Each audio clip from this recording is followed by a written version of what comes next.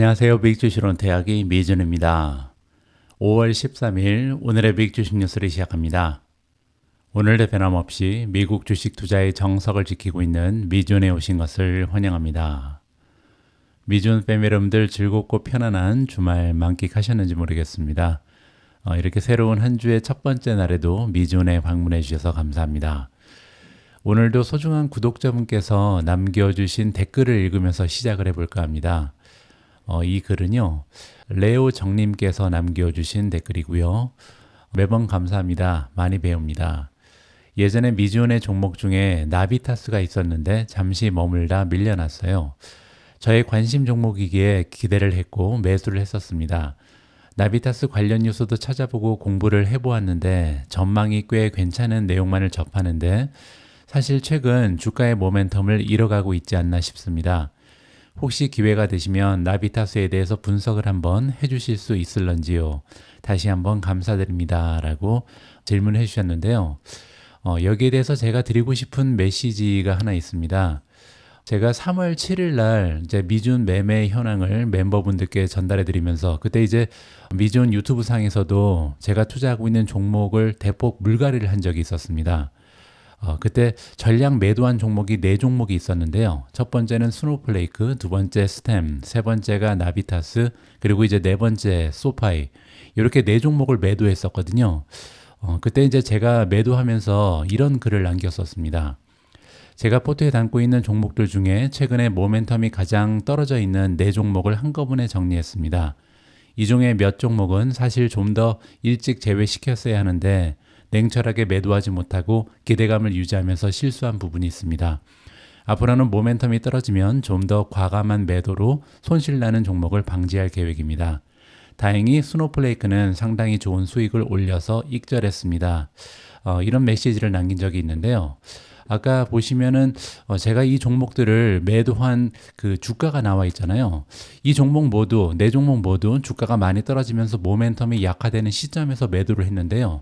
그 이후에 주가 흐름이 어떤지 한번 보여드리도록 하겠습니다. 매도했던 날짜가 3월 7일이잖아요. 일단 오늘의 주인공인 나비타스를 보시면요. 3월 7일 날부터 지금까지 주가는요. 23.79% 추가적으로 하락을 했습니다.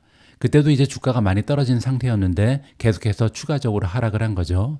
자, 그리고 두 번째로 스노우플레이크를 보시면은 스노우플레이크 같은 경우는 주가가 폭락을 한 다음에 제가 매도를 했거든요. 하지만 그러고 나서도 지금 6.7% 추가적으로 주가가 떨어졌습니다. 세 번째 종목은 소파이고요. 소파이 역시도 주가가 많이 떨어진 다음에 제가 매도를 했음에도 불구하고 지금까지 7.1% 추가적으로 주가가 하락을 했고요. 마지막으로 스템 같은 경우는 지금 제가 3월 7일 날 매도를 한 이후에 추가적으로 주가가 무려 43% 가까이 폭락을 거듭했습니다. 자, 여기서 제가 여러분들께 드리고 싶은 메시지는 뭐냐면요. 모멘텀을 무시할 수 없다는 거죠. 그래서 주가가 많이 떨어지면 주식을 줍줍하시는 분들이 계신데 이거는 결코 바람직한 투자 전략이 아니라는 것을 다시 한번 말씀드리고 싶습니다. 제가 여러분들께 항상 말씀드리는 공식 하나가 있잖아요. 주가는 실적 곱하기 멀티플이다 이런 말씀을 많이 드리는데요. 여기서 실적을 보면서 투자하는 게 가장 안전하잖아요. 그래서 주기적으로 계속 기업들의 실적을 체크하면서 이 기업들이 수익성이 계속 좋아지는지 그리고 매출은 계속 성장하는지 따라서 EPS가 계속해서 1년에 몇 %씩 성장하는지 이걸 보면서 투자하는 게 가장 안전하거든요. 그런데 문제는요. 그 외에도 한 가지 요인이 더 있는데 그게 바로 밸류에이션입니다. 근데 문제는요. 밸류에이션은 계속 오르락 내리락을 반복하잖아요. 그리고 우리 투자자 입장에서 이 밸류에이션을 짐작하고 예측하고 정확히 맞추는 것은 너무나 어렵습니다. 자, 그런데 이 밸류에이션을요. 다른 말로 돌리면 모멘텀이라는 말로 바꿀 수가 있거든요. 따라서 예측을 하면서 밸류에이션을 맞추는 것은 너무나 어렵지만 한 가지 우리가 도움을 받을 수 있는 점은 뭐냐면요. 밸류에이션은 올라갈 때 한꺼번에 쭉 계속 올라가고요. 떨어질 때도 한꺼번에 쭉 떨어집니다. 이렇게 일주일은 올라가고 일주일은 떨어지고 이런 경우는 거의 없거든요. 물론 이제 블랙스완이라든지 아니면 굉장히 커다란 호재가 발생하면서 갑자기 모멘텀이 바뀌는 경우는 있습니다. 하지만 대부분의 경우에는요, 보통 굉장히 오랜 기간 동안 최소한 3개월에서 6개월, 심하게는 1년 정도 계속해서 밸류에이션이 올라가거나 아니면 계속해서 밸류에이션이 떨어지는 경우가 있거든요.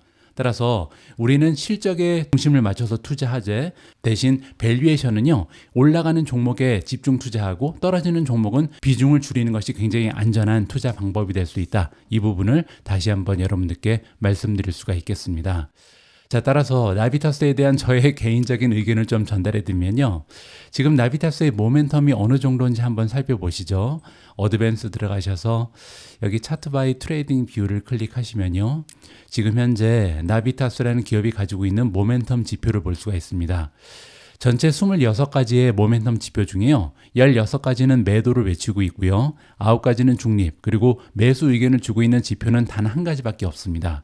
따라서 지금 현재도 모멘텀이 너무나 약화되어 있는 종목이 바로 나비타스다. 이렇게 정리가 가능하잖아요. 자, 따라서 제가 가지고 있는 개인적인 투자의 의견을 좀 종합해서 말씀드리면요. 우리가 처음부터 나비타스라는 기업에 대해서 관심을 가지게 된 이유는요. 아무래도 전력 반도체에 대한 기대감 때문입니다. 다가오는 미래에는 점점 더 많은 전기차가 보급될 가능성이 높고요. 또 청정에너지에 대한 수요도 급등할 가능성이 높습니다.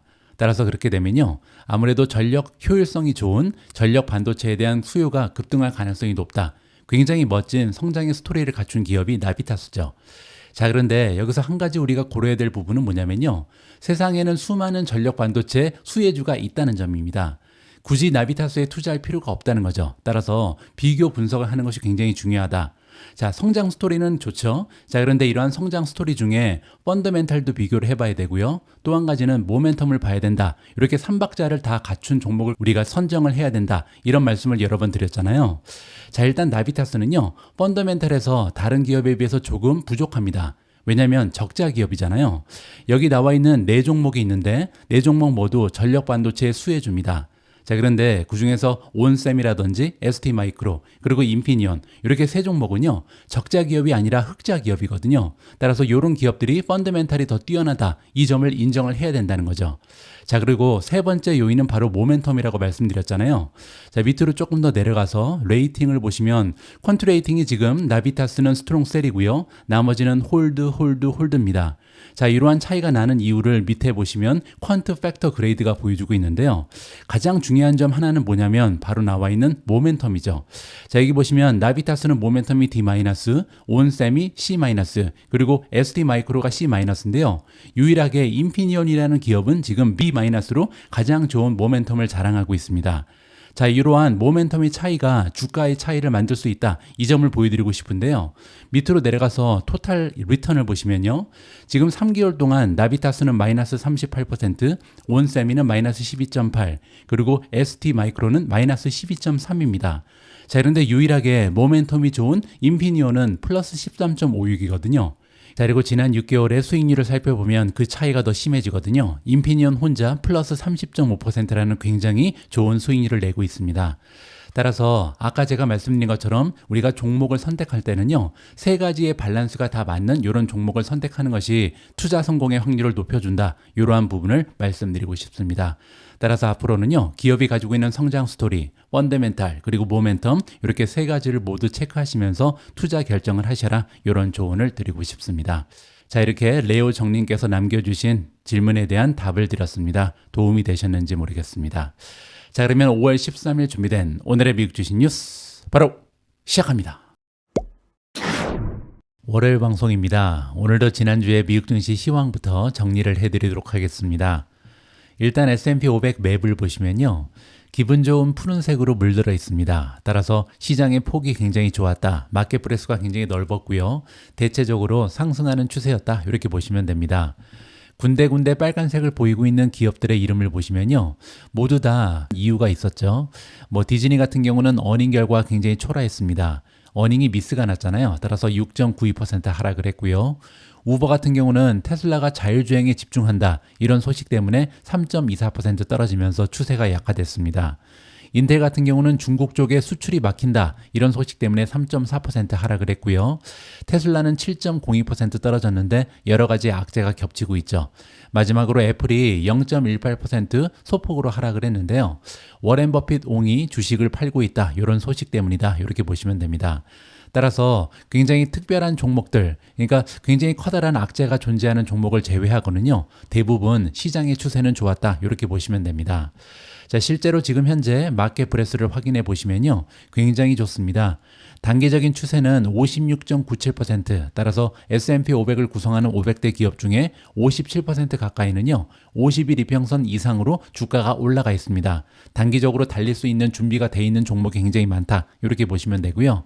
장기적인 추세도 좋죠. 76.69%, 지금 현재 S&P 500을 이루는 500대 기업 중에 무려 77% 가까이 장기적으로 상승 추세에 있다. 이렇게 보시면 됩니다. 따라서 조만간 주가가 폭락할 가능성은 좀 적어 보이지 않나 개인적으로 판단을 하고 있고요. 실제로 S&P 500을 보시면요, 일주일 동안 주가가 1.56% 급등을 했습니다. 굉장히 좋은 추세가 보이고 있고요. 나스닥은 0.82%, 물론 S&P 500에 비해서는 조금 떨어지지만 좋은 추세를 유지했죠.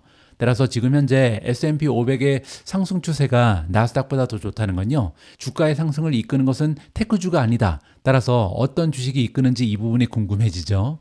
자, 여기 보시면 스마일 트레이더라는 아이디를 쓰시는 구독자분께서 굉장히 중요한 질문을 남겨주셨습니다.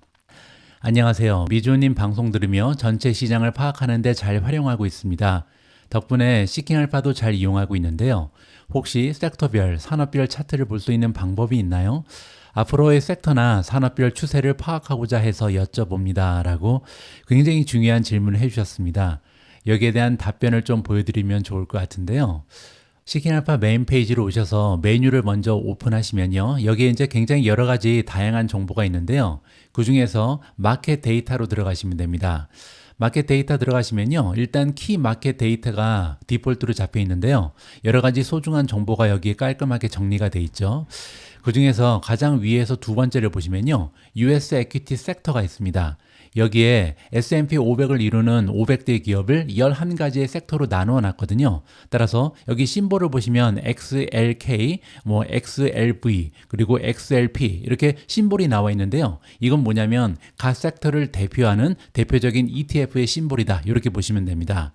자, 여기에서 원먼스를 클릭해 보죠. 그렇게 되면요, 지난 1개월 동안 가장 좋은 추세를 유지했던 섹터별로 순위가 쭉 나옵니다.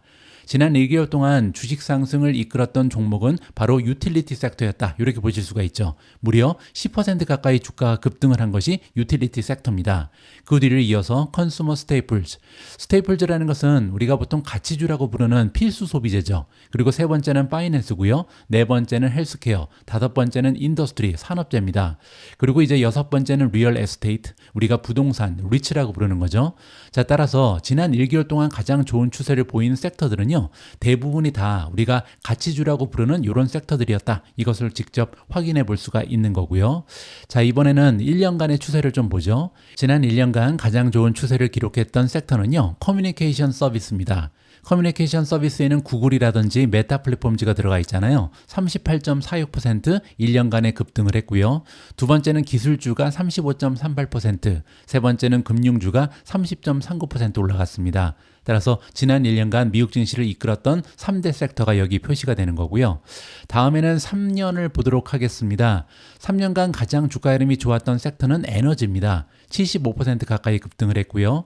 테크놀로지, 기술주가 51.67%, 세 번째로 산업재가 19.18% 올라갔다. 따라서 지난 3년간은 에너지 그리고 테크주에 몰빵했던 사람들이 좋은 수익을 얻을 수 있었다. 이렇게 정리가 가능하겠죠. 자, 여기서 아까 질문으로 돌아가서요. 여기 보시면요, 혹시 섹터별, 산업별 차트를 볼 수 있는 방법이 있나요? 앞으로의 섹터나 산업별 추세를 파악하고자 해서 여쭤봅니다. 라고 질문을 해주셨는데요. 예, 물론 가능합니다. 다시 아까 그 페이지로 이동을 하셔서요. 예를 들어서 우리가 테크 주식의 앞으로 전망을 보고 싶다. 그러면 모멘텀을 봐야 되잖아요. 여기 심볼이 XLK가 있죠. 여기를 클릭하시면 됩니다. 자, 그러면 기술주가 모여있는 테크놀로지 실렉트 섹터 스파이더 펀드 ETF로 이동을 하게 되잖아요. 자, 여기에서 어드밴스 클릭하시고요. 밑으로 내려가서 차트 바이 트레이딩 뷰를 클릭하시면 여기에서 이제 모멘텀을 우리가 직접 확인해 볼 수가 있는 거죠. 자, 그러면 테크놀로지 섹터의 모멘텀을 직접 보도록 하겠습니다.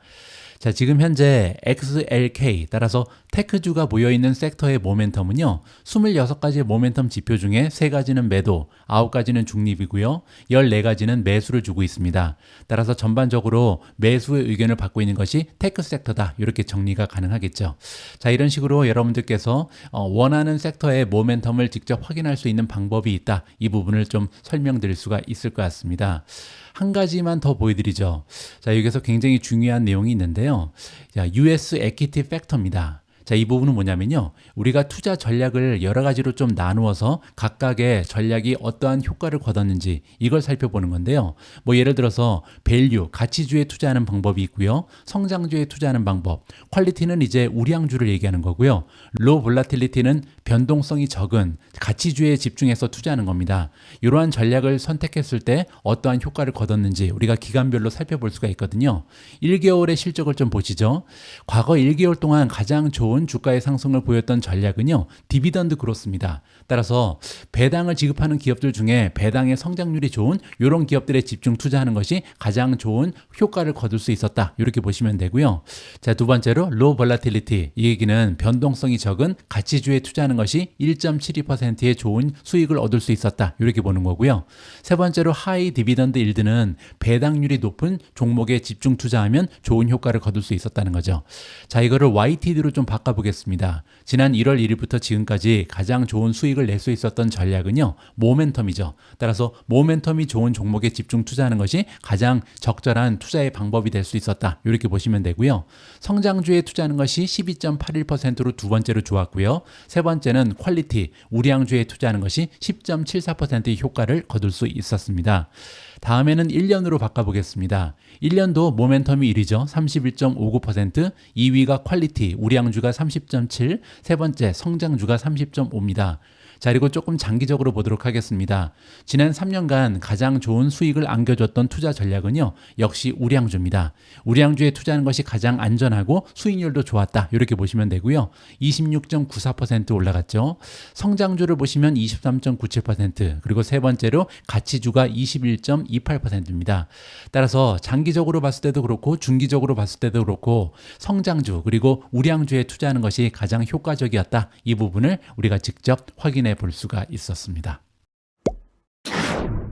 다음에는 지난 일주일 동안 주가의 상승률이 가장 좋았던 성장주 이름을 보도록 하겠습니다. 펠로톤이 일주일 동안 22.92% 급등하면서 가장 좋았고요. 파가야 테크놀로지가 플러스 21.81%, 세 번째로 인피니온이 20.05% 올라갔습니다. 그 밖에도 앱 러빈이 플러스 15.13, 레딧 플러스 14.77, 아리스타 네트워크 플러스 14.44, 사운드 하운드 AI 플러스 13.11, 파이버 플러스 12.05, DXYZ 플러스 11.15, 암홀딩스 플러스 7.02, DJT 플러스 6.38, PWR, 퀀타 서비스 플러스 5.91, 다음으로 구디어 타이어가 5.88% 상승하면서 가장 좋은 추세를 보인 종목의 이름을 올렸습니다. 다음에는 지난주 미국 증시의 상승 추세에도 불구하고 주가가 많이 떨어진 종목들의 이름입니다.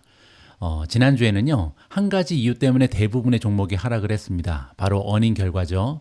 자, 보시면 도세보가 어닝 결과를 발표하고 나서 금요일날 22.9% 폭락을 하면서 일주일간 마이너스 21.5%를 기록했고요. 쇼피파이도 마찬가지입니다. 어닝 결과 덕분에 20.8% 급락하는 추세를 만들어냈습니다. 로블록스도 그렇죠. 마이너스 19.85, 솔라 엣지 역시도 어닝 결과 때문에 18.16% 한 주 만에 주가가 급락을 했습니다. 그 밖에도 유니트 소프트웨어 마이너스 12.3%, 나비타스 마이너스 11.83, 스텝 마이너스 11.76, 팔란티어 마이너스 11.70, 코인베이스 마이너스 10.00, 모비라이 마이너스 9.66, 로빈후드 마이너스 9.58, 니오 마이너스 8.98, 마지막으로 크리스퍼가 8.45% 떨어지면서 가장 좋지 않은 주가의 흐름을 보였습니다. 다음에는 미준 탑13의 성적입니다. 지난 한 주 동안 8종목이 상승을 했는데요. 인피니온이 20.05% 폭등하면서 가장 좋았고요.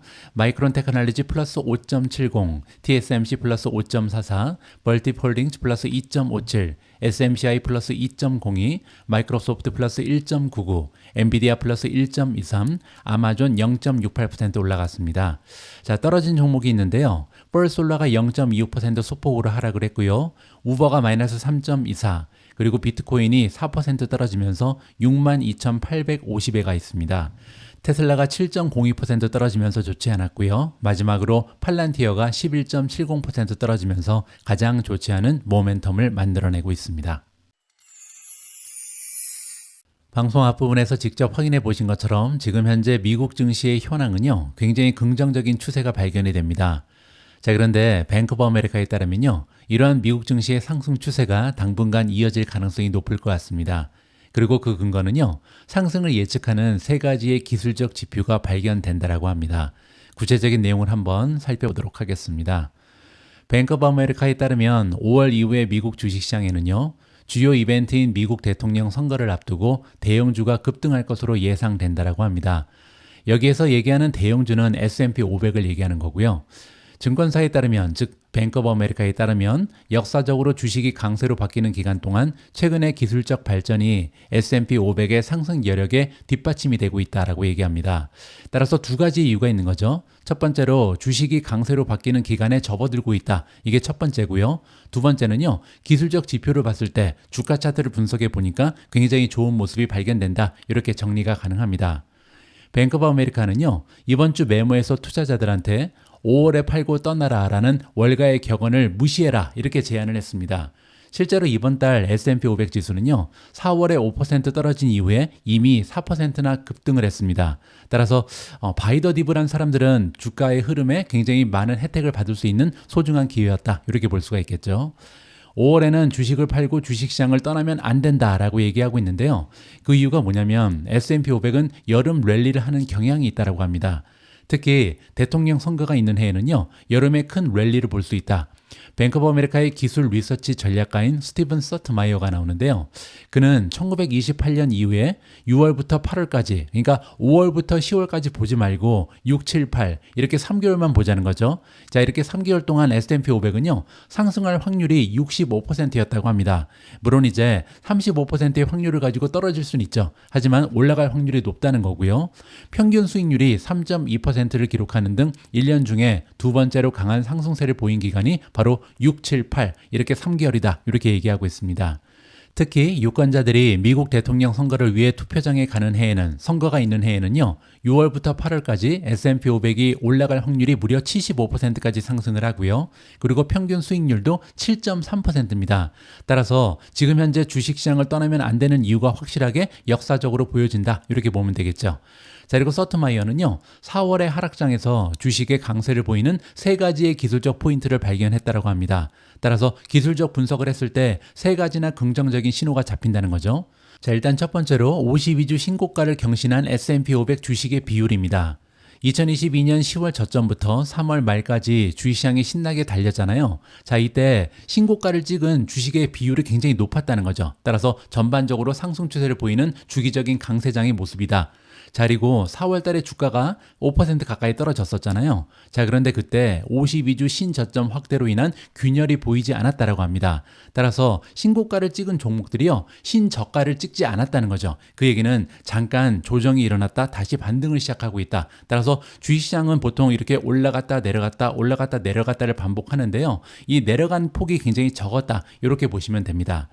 자, 서트마이어가 제시하고 있는 두 번째 기술적 지표는요, 미국의 하이힐드 옵션 조정 스프레드입니다. 우리가 보통 OAS라고 부르는 건데요. 자, 이 미국의 하이힐드 옵션 조정 스프레드가 최저치를 경신했다라고 합니다.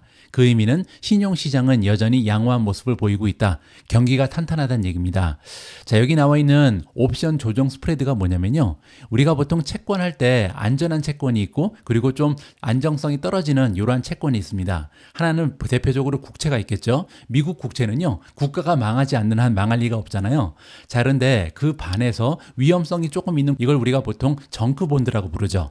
자, 그런데 정크본드랑 국채를 비교해 보면요, 보통은 이제 정크본드가 수익률이 훨씬 더 좋겠죠. 왜냐하면 위험성이 크기 때문에 이자를 많이 줘야 사람들이 투자를 할 거 아니에요. 자, 그런데 여기 나와 있는 스프레드는 뭐냐면요, 이 국채 금리랑 아니면 정크본드의 그 금리랑 얼마나 차이가 커졌냐, 이걸 우리가 스프레드라 그럽니다. 근데 여기 보시면요, 지난주에 이게 최저치를 경신했다고 하죠. 따라서 정크본드에 투자를 해도 금리가 높지 않다는 겁니다. 그 얘기는 다시 얘기하면요. 정크본드의 주체가 되는 기업들이 망할 확률이 적다는 거죠. 따라서 이러한 경기의 모습을 이 조정 스프레드에서 우리가 파악해 볼 수 있다. 이렇게 보시면 됩니다. 세 번째 지표는 뭐냐면요. 28개월 윌리엄스 퍼센티지 R 모멘텀 지표입니다. 자, 이 지표가 20 이상의 지속적인 과매수 수치를 보여주고 있다. 따라서 S&P 500의 또 다른 강세 신호라고 하는데요. 자, 밑으로 내려가서 잠깐 그 기준을 보여드리도록 하겠습니다. 28개월 퍼센티지 R은 보다 광범위한 추세를 파악하는 데 사용할 수 있다. 이 얘기는 뭐냐면요. 우리가 사용하는 여러 가지 모멘텀 지표가 있죠. 뭐 대표적인 게 RSI가 있는데요. 보통은 14일을 기준으로 하잖아요. 그 얘기는 뭐냐면 단기적인 추세를 측정하는 데 굉장히 유용하다. 이렇게 보시면 됩니다. 자, 그런데 여기 나와 있는 28개월 퍼센티지 R 모멘텀 지표는요. 장기적인 추세를 보는 거죠. 그리고 이 지수가 만약에 마이너스 50 이상으로 올라가게 되면 상승 추세다. 그리고 마이너스 50 밑으로 떨어지게 되면 하락 추세다. 이렇게 진단이 가능합니다. 자, 그런데 지금 현재는요. 마이너스 50보다 훨씬 더 높은 추세죠. 마이너스 20이잖아요. 따라서 현재는 굉장히 좋은 강세 신호로 해석이 가능하다. 이렇게 보시면 됩니다. 따라서 지금 현재 서트마이어에 따르면요. 두 가지 이유를 가지고 미국 증시는 계속 달릴 수 있다. 첫 번째는요. 역사적인 통계를 봤을 때 대통령 선거가 있을 때는 보통 6월, 7월, 8월 이렇게 3개월 동안 주식이 달리는 경향이 있다. 굉장히 확률이 높다. 이렇게 보시면 되고요. 두 번째로 세 가지의 기술적 지표를 봤을 때 상승장이 지속될 가능성이 높다. 이렇게 정리가 가능합니다. 자, 물론 한 가지 우리가 주의할 점이 있는데요. 바로 블랙 스완입니다. 아까 제가 말씀드린 것처럼 주식의 추세는요. 블랙 스완 아니면 굉장히 커다란 호재 때문에 갑자기 바뀔 수가 있잖아요. 이번 주에도 블랙 스완이 될 수 있는 커다란 이벤트가 몇 가지 있습니다. 뭐 첫 번째로 화요일 날이요. 제롬 파월 연준 의장이 연설을 하거든요. 어떤 내용을 발표하는가 굉장히 중요하겠죠. 자, 그리고 밑으로 내려가서 보시면 오전 8시 30분에 4월 달에 생산자 물가 지수 보고서가 발표됩니다. PPI 지수죠. 자, 그리고 수요일이 더 중요한데요. 수요일 날 8시 반에는 4월 달에 소비자 물가 지수 CPI가 발표가 되고요. 그리고 동시에 4월 달에 소매 판매 보고서, 이거는 리테일 세일즈 레포트라고 부르는 거죠. 따라서 지금 현재 미국 경제가 얼마나 탄탄한지 이 부분을 살펴볼 수가 있고요. 더더욱 중요한 것은 과연 물가 지수가 어떻게 보고되는가, 여기에 따라서 미국 증시의 추세가 갑자기 전환될 수도 있다. 이 부분을 우리가 생각할 필요는 있을 것 같습니다. 다음으로 준비된 기사 역시도 굉장히 흥미진진한데요.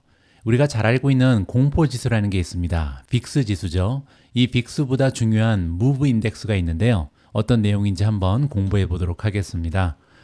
평상시에는 안정적이었던 채권 시장은요. 올해 그리고 지난 한 해 동안 급등락을 거듭했습니다. 채권의 금리가 너무나 빠르게 오르락내리락하고 있죠. 그리고 채권 시장의 움직임은 주식의 향방에 대한 잔서를 제공할 수 있다고 합니다. 따라서 채권 시장의 움직임에 따라서 주가가 많이 흔들리기 때문에 굉장히 밀접한 관계가 있다. 이렇게 보시면 되겠죠.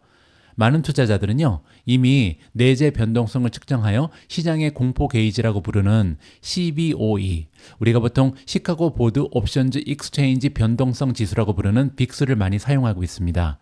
월가에서는요, 걱정이 늘어날 때, 여러 가지 안 좋은 소식이 있을 때 이 지수가 보통 급등하죠. 그렇기 때문에 우리가 공포지수라고 부르는 거거든요. 뭐 예를 들어서 이스라엘과 이란이 서로 공격을 하게 되면 이 공포지수가 올라간다. 왜냐면 시장에 공포감이 몰려오기 때문이다. 이렇게 보시면 됩니다. 따라서 빅스의 급등은 종종 S&P 500 지수 그리고 기타 시장 벤치마크의 하락을 동반한다. 이렇게 보시면 되겠죠. 하지만 네드 데이비스 리서치의 수석 글로벌 매크로 전략가인 조셉 칼리시에 따르면요. 빅스에만 의존하는 투자자들이 또 다른 유용한 지표를 간과하고 있다. 이렇게 주장을 하고 있습니다. 그게 바로 채권 시장을 좌우하는 무브 지수다. 이렇게 보시면 되는데요. 채권 시장의 온도는 종종 주식시장에도 온화하거나 폭풍우가 몰아칠 수 있다는 신호로 해석이 될 수 있다고 합니다. 채권 쪽에도 빅스에 해당하는 지표가 있는데요. 메릴 옵션 볼라틸리티 에스티메이트라고 부릅니다. 줄여서 MOVE, 따라서 무브 지수다. 이렇게 보시면 되는데요. 칼리시에 따르면 최근 몇 년 동안 이 무브 지수가 채권 변동성을 추적하는 지수와 높은 상관관계를 보였다고 합니다. 그 얘기는요, 이 무브 지수라는 것은 채권의 변동성을 추적하는 지표다. 이렇게 보시면 되겠죠. 따라서 주식으로 따지면 빅스랑 굉장히 비슷한 의미가 채권의 무브 지수다. 이렇게 보시면 됩니다.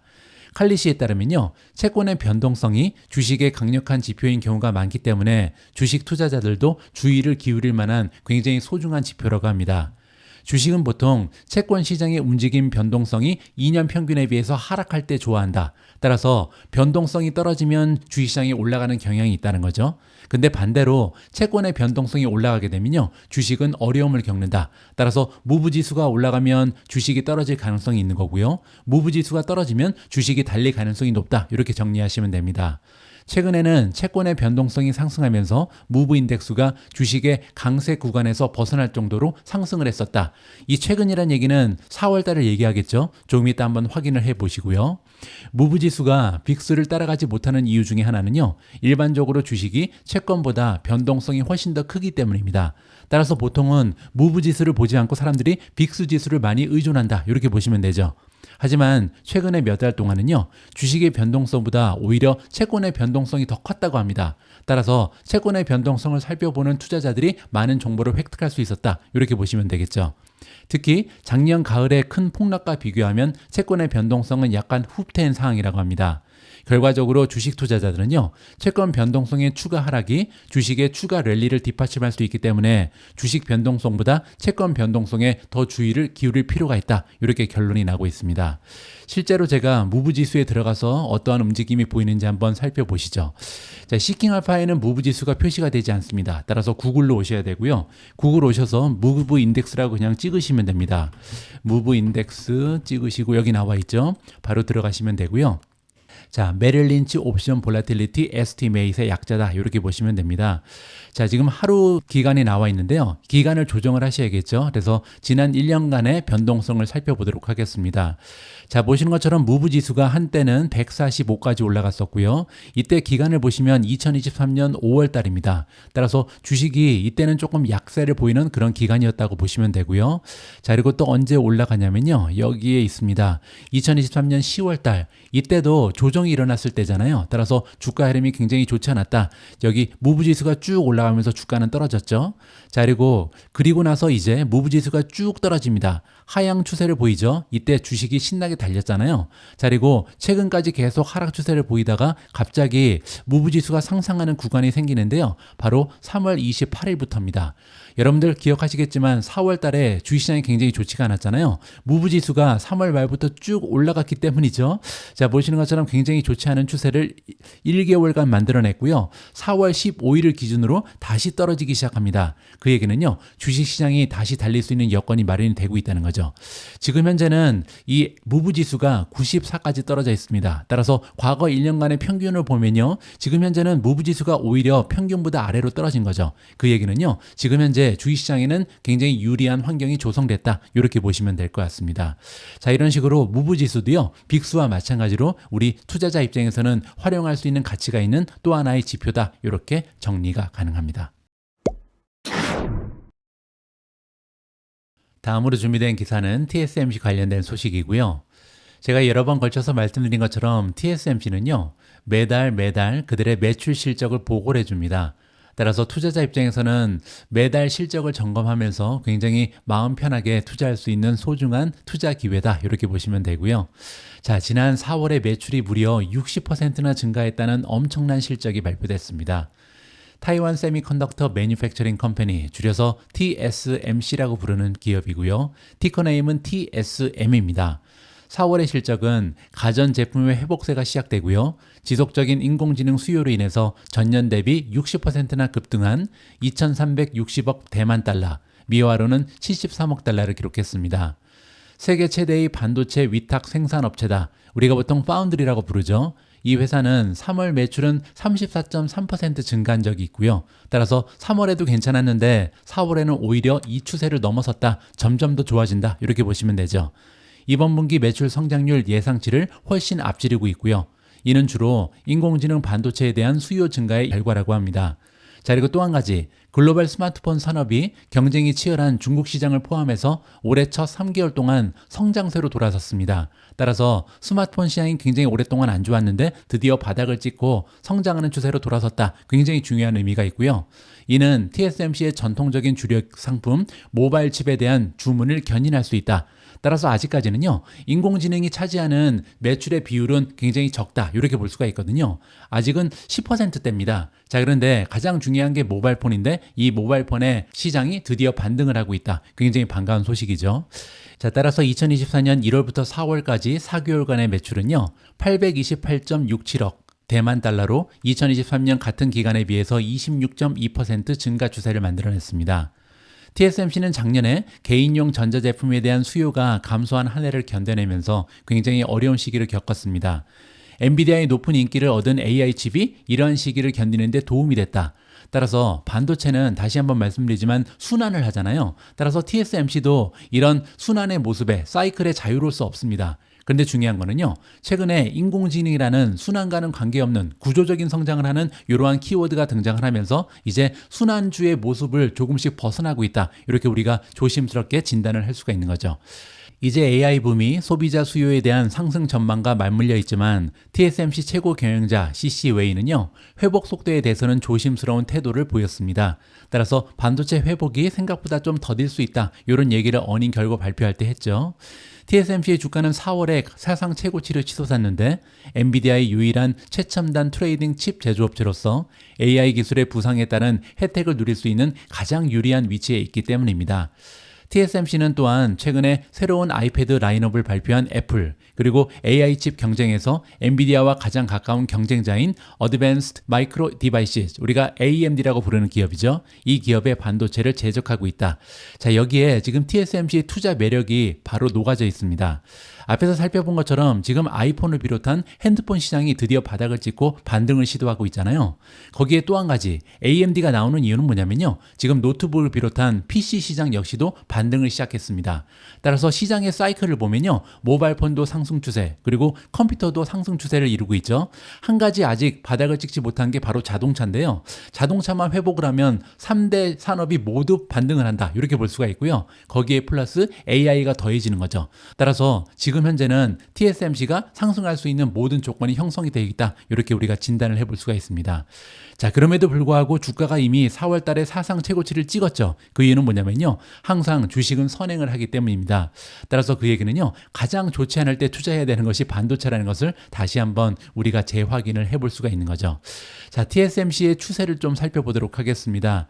일단 펀더멘탈을 잠깐 보여드리면요, TSMC의 레이팅을 보시면 현재 굉장히 좋은 스트롱 바이를 받고 있습니다. 5점 만점에 4.84거든요. 거의 나무랄 데 없는 점수인데 한 가지 밸류에이션이 D를 받고 있잖아요. 자, 이렇게 밸류에이션이 좋은 점수를 받지 못하는 이유를 잠깐 보시면요, 자, 여기 PE 레이쇼를 포워드를 보시면요, 23.6배입니다. 지금 현재 1년 동안 만들어낼 것으로 기대되는 순이익에 비해서 시가총액이 23.6배 올라가 있는 거죠. 자, 그런데 TSMC는요, 과거 5년 동안 평균적으로 21.7배의 거래가 됐습니다. 따라서 평균적인 밸류에이션보다는 지금 더 올라가 있다. 따라서 밸류에이션이 조금 확장됐다. 부정적인 소식이죠. 하지만 고무적인 부분은요, 여기에 성장률을 대입하면 1.04로 떨어지게 됩니다. 따라서 성장세에 비해서는 밸류에이션이 높은 편이 아니다, 이렇게 진단이 가능하겠죠. 자, 그리고 더 중요한 모멘텀을 좀 보도록 하겠습니다. TSMC의 모멘텀이 정말 대단하거든요. 자, 차트 바이 트레이딩 뷰로 이동을 하도록 하겠습니다. 자, 여기 보시면 지금 현재 TSMC는요, 26가지의 모멘텀 지표 중에 단 한 가지도 매도를 가리키지 않고 있고요. 9가지는 중립, 그리고 무려 17가지가 매수를 가리키고 있습니다. 따라서 모멘텀이 이보다 더 뛰어날 수는 없는 거죠. 강력 매수를 받고 있는 모멘텀이 굉장히 뛰어난 종목이 바로 TSMC다. 이렇게 정리가 가능합니다. 오늘 마지막으로 준비된 기사는 테슬라 관련된 소식이고요. 테슬라가 최근에 뜨거운 감자인 슈퍼차저를 포기하지 않았다라는 내용이 발표됐습니다. 어떤 기사인지 한번 읽어보시죠. 테슬라의 주가는 금요일 일론 머스크 CEO가 슈퍼차저 네트워크 확장을 위해서 5억 달러 이상을 지출할 것이다, 이렇게 발표한 이후에 하락세를 보였습니다. 왜냐하면 이 소식은요, 테슬라가 약 500명으로 구성된 슈퍼차저 팀 전체를 갑작스럽게 해고했다, 이러한 보도 내용이 나온 이후에 며칠 후의 소식이거든요. 따라서 투자자 입장에서는 조금 혼란스럽죠. 왜냐하면 슈퍼차저 팀의 대부분을 해고했다는 소식이 전달되고 나서 이제 시장에서는요, 당분간 테슬라가 투자를 하지 않나 보다, 이 슈퍼차저 확장을 조금 멈추나 보다, 이렇게 생각하고 있었는데 갑자기 일론 머스크가 얘기하기를 5억 달러 이상을 추가 지출할 것이다, 이렇게 얘기를 했거든요. 사람은 없는데 지출만 하는 건가? 테슬라는 지난 4월 말 약 14,000명을 해고한다, 이렇게 발표한 바가 있고요. 금요일 아침에 X에 이런 게시물을 올렸습니다. 테슬라는 올해 수천 개의 새로운 충전기를 만들기 위해 5억 달러 이상을 지출할 것이다. 그리고 이러한 투자는 새로운 사이트와 확장을 위한 것이며 5억 달러는 훨씬 더 높은 영업비용은 포함하지 않은 것이다. 따라서 5억 달러는 카펙스다, 이렇게 얘기하는 겁니다. 영업비용에 포함되지 않는다. 영업비용은 이거보다 더 높다, 이렇게 얘기하는 거죠. 자, 밑에 내려가서 조금 더 보시면요, 테슬라의 주가는 화요일, 수요일, 목요일, 금요일 4일 연속 하락하면서 한 주 동안 7% 이상 하락 추세를 만들어냈습니다. 왜냐면요, 굉장히 많은 악재가 지난주에 겹쳤거든요. 목요일에는 한 전직 테슬라 직원이 최근 해고로 인해서 회사 문화가 악화될 수 있다는 글을 링크드인에 올렸고요. 수요일 날은 법무부가 테슬라의 운전자 지원 시스템 마케팅을 조사하고 있다, 이러한 내용을 로이터 통신이 보도한 바가 있습니다. 그리고 월요일에는 미국 도로교통안전국이요, 테슬라의 운전자 지원 시스템이 켜진 상태에서 사고를 당했을 가능성이 있는 20대의 차량에 대한 정보를 요청하는 서한을 테슬라에 보낸 적이 있습니다. 따라서 지금 굉장히 여러 가지 이슈가 겹치면서 지금 분위기가 좀 어수선한 기업이 테슬라다, 이렇게 볼 수가 있겠죠. 자, 그런데 이렇게 어수선한 상태에서 다시 슈퍼차저 역시도 조금은 혼동되는 정보가 계속해서 전달되고 있기 때문에 주가에는 오히려 좋지 않은 영향을 끼쳤다, 이렇게 보시면 됩니다. 자, 이렇게 소화해야 될 악재가 많았기 때문에 주가는 최근 상승세를 일부 포기했습니다. 목요일까지 테슬라 주가는 4월 22일에 기록한 52주 최저 종가에서 21%나 상승을 했었거든요. 그런데 다시 하락 추세로 돌아가고 있다, 이렇게 보시면 됩니다. 참고로 올해 주가는 약 32% 하락한 상황입니다. 자, 이번에는 테슬라의 모멘텀을 좀 확인해 보면 좋겠죠. 어드밴스 가셔서 차트 바이 트레이딩 뷰 보도록 하겠습니다. 자, 테슬라의 모멘텀이요, 얼마 전까지만 해도 굉장히 좋은 추세로 반등이 됐었는데요, 다시 셀로 바뀌었습니다. 현재 26가지의 모멘텀 지표 중에 14가지는 매도를 주장하고 있고요, 10가지는 중립, 그리고 2가지만 매수의 의견을 주고 있다. 따라서 테슬라의 지금 모멘텀이 다시 악화되고 있다는 것을 우리가 직접 확인을 해볼 수가 있었습니다. 5월 13일 오늘의 빅 주식 뉴스는 여기까지입니다. 새로운 한 주의 첫 번째 방송도 함께 해주셔서 감사합니다. 앞에서 보신 것처럼 이번 주에도 미국 증시를 흔들 수 있는 커다란 이벤트가 많이 준비가 되어 있습니다. 이번 주에도 미주음 방송 함께 하시면서 미국 증시의 흐름을 파악하시고 또 종목 공부도 함께 하시는 현명한 투자자분들이 되셨으면 합니다. 우리 모두가 미국 주식 투자로 은퇴하는 그날까지 다 함께 화이팅입니다. 행복한 하루 되세요. 감사합니다.